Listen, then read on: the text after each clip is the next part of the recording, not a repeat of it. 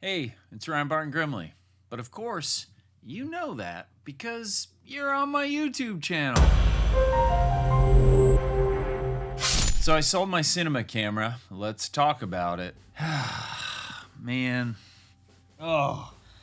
I agonized about this choice. I really did. I had the best cinema camera I'd ever had. Seriously, the best thing ever. It was the Blackmagic Pocket Cinema Camera 4K, and it's so good. It's got RAW, ProRes, real 4K. Sure, it's micro four thirds, but this thing is great in low light. And guess what it was doing? Sitting on a shelf, gathering dust. I had two 0.95 speed SLR Magic lenses. I mean, these things are so fast.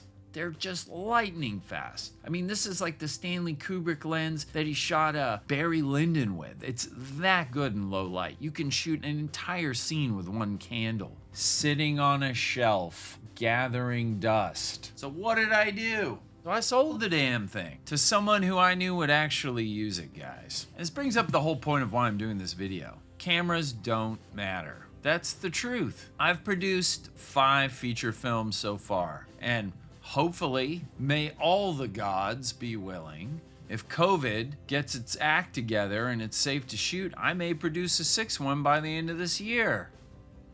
Anyway, here's the point of me making this video. None of the 5 feature films that I have produced, guys, were shot on an Arri Alexa. None. That's the big secret, guys. None of them were shot on the Arri Alexa. It didn't matter. They look great. They were cheaper to shoot, and it was easier to shoot them. We had a smaller crew. We had small lights. They've all gotten distribution. They've all played major film festivals. In fact, 3 of them are out there churning away, making money as we speak. I mean, if you actually knew that we shot The Truth, okay? This is my first feature film. It had name actors in it. John Hurd, Brendan Sexton III, Aaron Cardillo, Daniel Baldwin. I mean, come on, guys. Shot on the first Red 1. This camera barely shoots 2K. An old camera, perfectly fine, looks great. Probably would have been even better looking if we'd shot it on some Sony cameras at the time. Elijah's Ashes. 3 Canon 60D bodies, and I think that movie is my favorite looking one so far. Super 35 sensor, 1080. We shot low light. We shot a lot of natural light.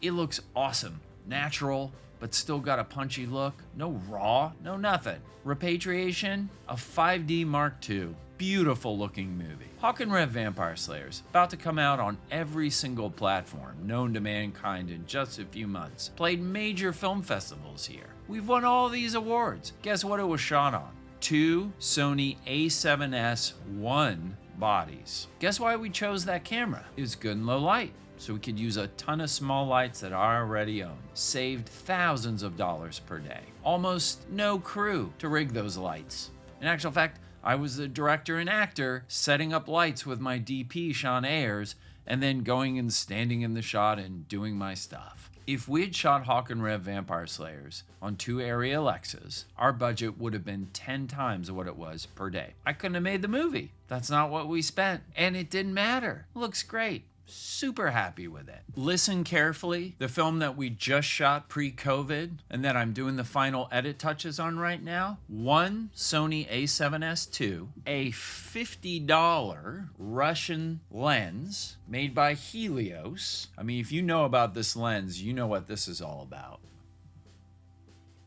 It's a 58mm, covers full frame, 2.0. It has the weirdest looking bokeh you've ever seen. It's beautiful. So the entire film, listen carefully, was shot with this lens and this anamorphic adapter.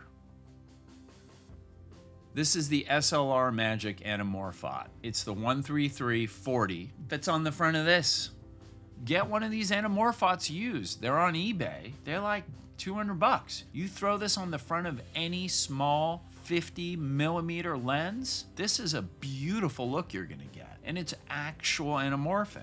Oh, weird quick story about this lens. The Helios factory was actually a Zeiss factory pre-World War II. And after the Soviet army took over East Germany, they took over this Zeiss factory and started making new stuff. That's why this lens is so damn good. 3 lights max for the entire film. We shot all over Los Angeles. I'm doing almost no color correction to it because the footage looks so great just based on what we got in camera. And you know what? You can't get that look with an Arri Alexa. You cannot. We got a totally awesome, different, organic look based on using the right tool for the job as opposed to the traditional tool for the job.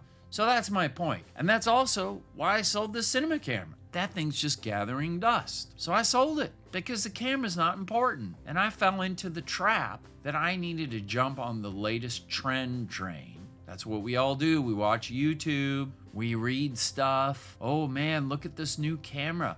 Look at that Sony a7S III. Look at this Canon R5 body. Look at this red Komodo. Look at this Arri Alexa mini large format camera. It doesn't matter.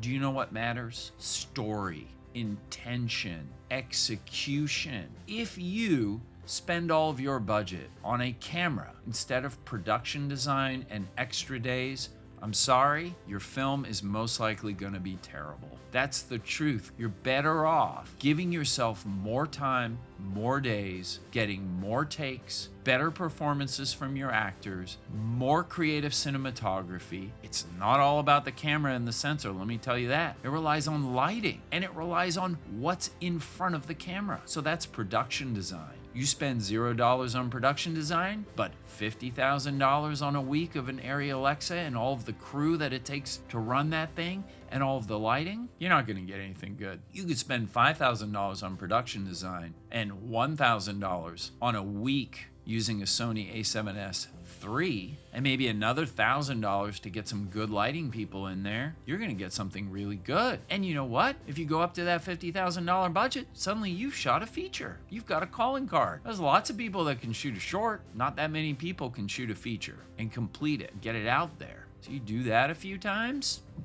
you're looking at this guy right here. So I guess the point of me making this video is that it's really unimportant what camera you shoot your project on. For instance, I sold my cinema camera, but I'm shooting this thing on a Canon 90D. This camera has autofocus. It has uncropped 4K.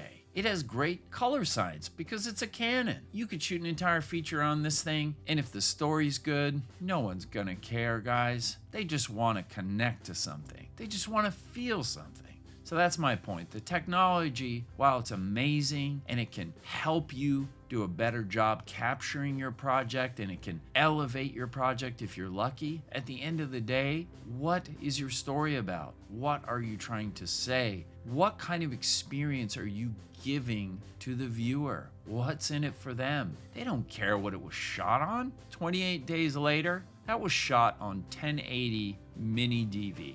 That is a massive horror movie. Look that thing up, see how much money that thing has made. And yeah, it looks a little different, looks a little digital. The story's so good, you don't even think about it. Even if you're a gearhead like me, you don't even think about it. You know what they did spend money on? Production design, lighting, actors, and days to get it right. That's what's important. All right, I could go on this camera rant all day long. I think you get the point. I'm not trying to sell you on anything here other than you really investing in yourself, in your own point of view, in your own story. Lastly, I want to thank the person that did buy my cinema camera package. I hope they get a lot of great use out of it because it deserves it. The gear deserves it, and I'm not going to be that guy. Again, I want to thank you so much for tuning in. Hit the subscribe button, hit the like button. Thanks so much for being part of my process. I hope I can be part of yours. I hope some of this is useful.